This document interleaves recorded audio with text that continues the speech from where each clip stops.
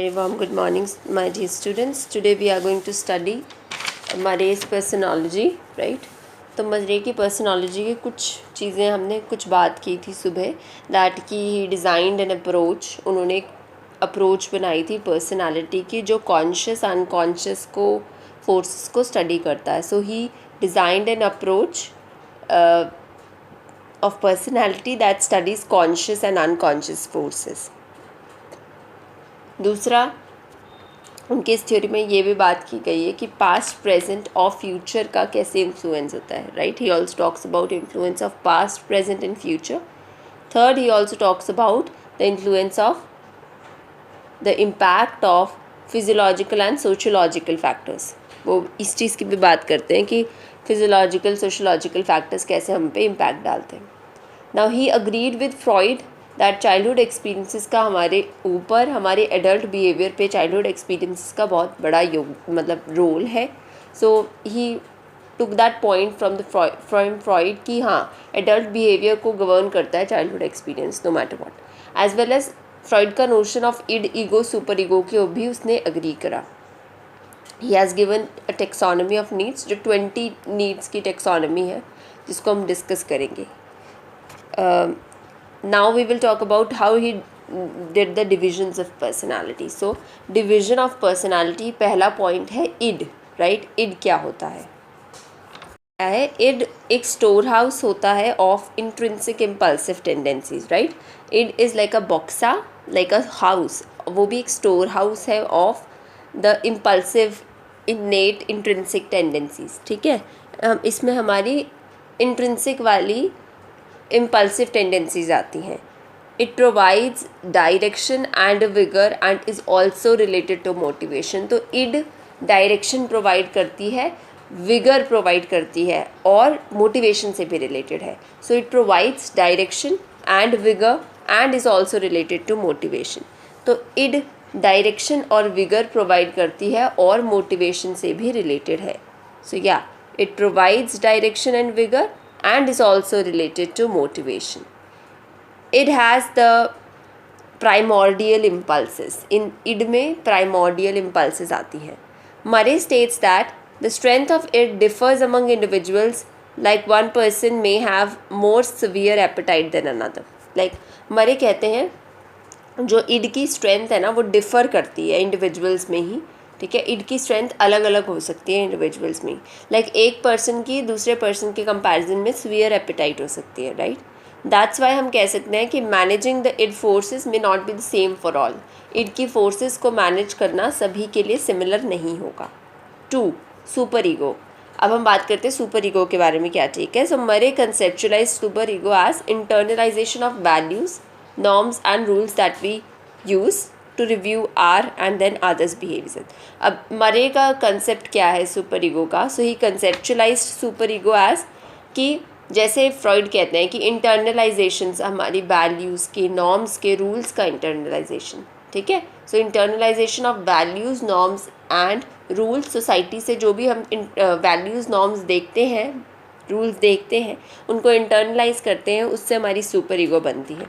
सो यही हमारे लिए एक पॉइंट बन जाता है जिसके बेसिस पे हम रिव्यू करते हैं अपने और दूसरों के बिहेवियर को. सो Murray conceptualized superego as internalization of values, norms and rules that we use to review our and others' behavior. Internalization है values, norms और rules की जिनका हम इस्तेमाल करते हैं, that we use to review our and then others' behaviors as well. Superego's essence is imposed in early childhood by authority figures like parents. अब super ego जो है वो कहीं ना कहीं its essence is imposed. Super ego जो है वो कैसे बनती है जब हमारे अर्ली चाइल्डहुड से ही स्टार्ट हो जाती है बननी, है ना. कि अथॉरिटी फिगर्स लाइक पेरेंट्स हैं, जब उनका थोड़ा हम पे इम्पैक्ट पड़ता है. तो super ego's essence is imposed in early childhood. Super ego का एसेंस जो है वो हम अर्ली चाइल्डहुड से ही देखने लगते हैं जब हमारे अथॉरिटी फिगर्स जो हो गए लाइक पेरेंट्स वगैरह, उनका हम पे इम्पैक्ट पड़ता है. तो super ego's essence is imposed in early childhood by authority figures like parents. So it is also influenced by one's peer group. अब सुपर ईगो इसके अलावा उन्होंने बोला इस पे पीयर ग्रुप का भी असर पड़ता है, माइथोलॉजी और लिटरेचर का भी असर पड़ता है, right. Now super ego, Freud तो कहते हैं लाइक एक स्टेज तक बचती है, लेकिन हमारे takes on a different view point की super ego develops constantly whole time as we age, right? So he stated that super ego tries to prevent improper impulses. उनका कहना है कि सुपर ईगो जो है वो ट्राई करता है टू प्रिवेंट इम्प्रॉपर इम्पल्सेस, कि मतलब सुपर ईगो का मेन मकसद है कि इम्प्रॉपर इम्पल्सेस जो है वो बाहर ना आ जाए, जो इससे रूट हो रही है इम्प्रॉपर इम्पल्सेस वो बाहर ना आए। थर्ड पॉइंट, ईगो क्या होता है? It is the logical administrator, like administration block को याद रखो, वो मीडिएट करती हैं इड और सुपर ईगो के बीच में। So it is the logical administrator of personality, modifying और delaying the its objective impulses. तो ईगो एक लॉजिकल एडमिनिस्ट्रेटर है पर्सनालिटी का, ठीक है। Ego is the logical administrator of personality, modifying और delaying the its objective impulses. इसका क्या काम है? मॉडिफाई करना या डिले करना इड के ऑब्जेक्टिव इम्पल्सेस को। सो it is the logical administrator of personality, modifying and delaying the its objective impulses. Modify करता है और डिले करता है ये इड के ऑब्जेक्टिव इम्पल्सेस को, ठीक है। सुपर ईगो का एक काम ये भी है कि मॉडिफाई करना या डिले करना इड के ऑब्जेक्टिव इम्पल्सेस को। अब हम बात करेंगे मरे की टेक्सोनॉमी ऑफ नीड्स की। ये नीड्स क्या है? मोटिवेटर्स हैं बिहेवियर के। तो नीड्स क्या है? मोटिवेटर्स हैं बिहेवियर के। Let's start.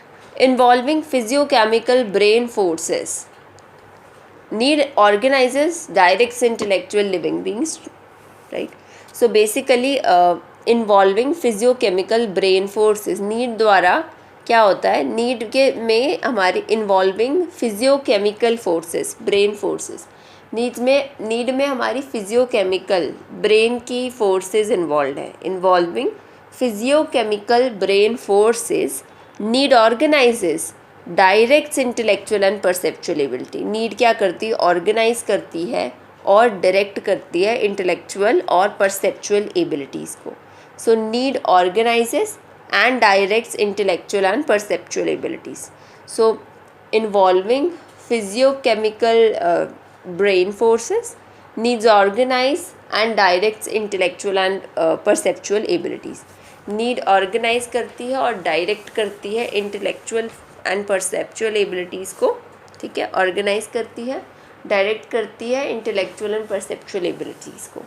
Need arouse a level of tension, पहले तो हमने बोला इसमें फिजियोकेमिकल ब्रेन फोर्सेस इन्वॉल्व है और नीड ऑर्गेनाइज करती है, ठीक है। जैसे आप मीरा ऑर्गेनाइज करते हो वैसे नीड ऑर्गेनाइज करती है, हमारी इंटेलेक्चुअल और परसेप्चुअल एबिलिटी को डायरेक्ट करती है। Directs intellectual and perceptual abilities, right. Directs intellectual and perceptual abilities. So needs arouse a level of tension which the human being tries to lessen by acting to gratify the needs. Needs क्या करते हैं? एक level of tension को बनाते हैं। Needs arouse a level of tension which the living being tries to lessen by acting to gratify. Needs द्वारा एक level of tension बनाई जाती है। Needs arouse a level of tension which the living being tries to lessen by acting to gratify the needs. Needs क्या करती हैं? एक level of tension को अराइज करती हैं। Needs arouse a level of tension. पहले हमने बात की कि ऑर्गेनाइज करती हैं, नीड्स डायरेक्ट करती हैं इंटेलेक्चुअल परसेप्चुअल एबिलिटीज़ को, साथ ही साथ हम कह सकते हैं नीड्स अराइज करती हैं, एक लेवल ऑफ टेंशन बनाती है हमारे अंदर which the living being tries to lessen, और उसी को हम कम करने की कोशिश करते हैं by acting to gratify those needs, और हम एक्शन लेते हैं सो एज टू इन नीड्स को ग्रेटिफाई कर सके। they invigorate and trigger behavior in a suitable direction for need. तो ये क्या करते हैं? इन्विगरेट करते हैं, हमारे बिहेवियर को स्टार्ट करते हैं, ट्रिगर करते हैं in a suitable direction for that need satisfaction.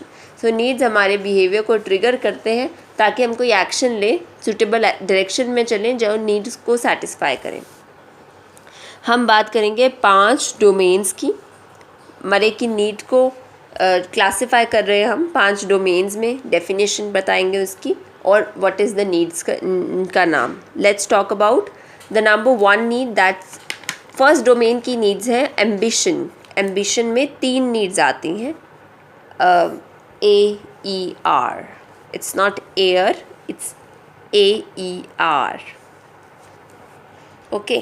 Ambition needs is achievement. Need for achievement मतलब बड़ा सिंपल है. Need for achievement is to complete a difficult task, है ना.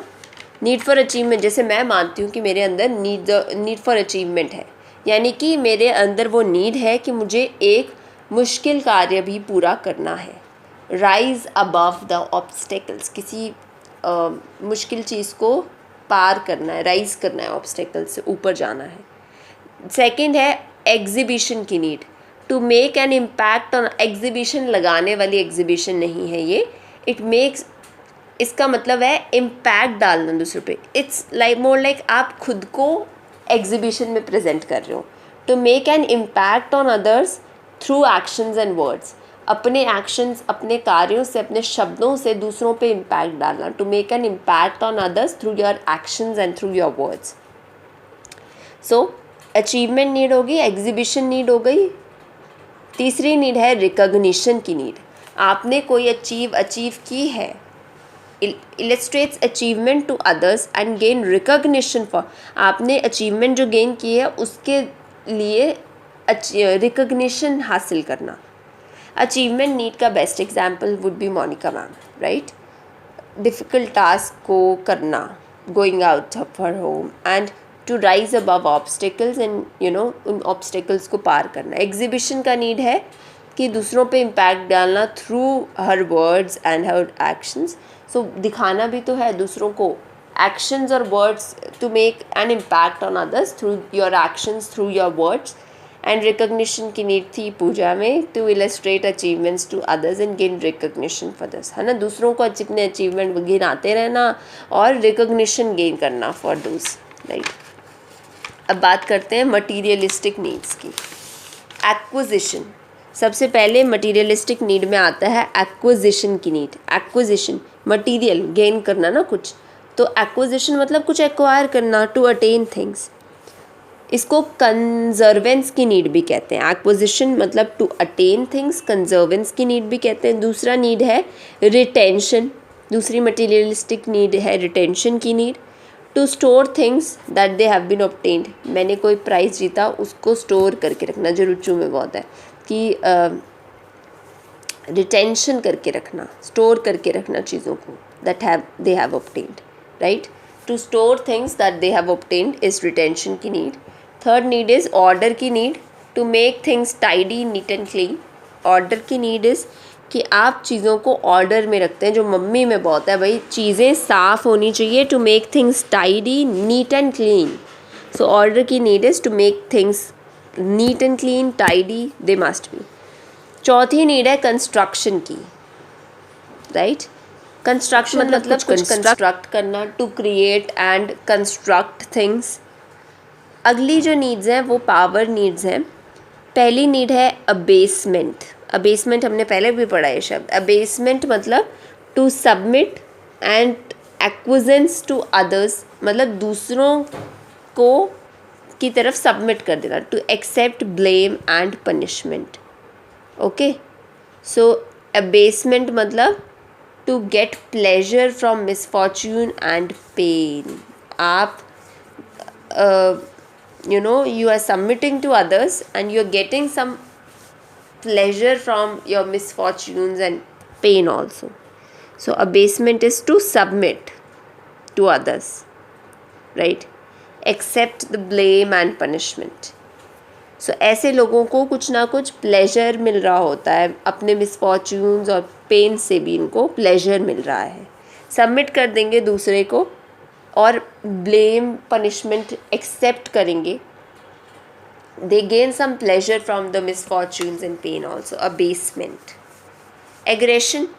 Simple. To powerfully conquer an adversity or to take any kind of revenge. Aggression की need मतलब कोई भी revenge ले पाना. Autonomy. Autonomy मतलब free होना. To resist any kind of oppression, right? To be free from constructions constrictions and to resist any kind of oppression. So aggression, autonomy की need है फ्री हो पाना और oppression को resist कर पाना. अगली है blame avoidance.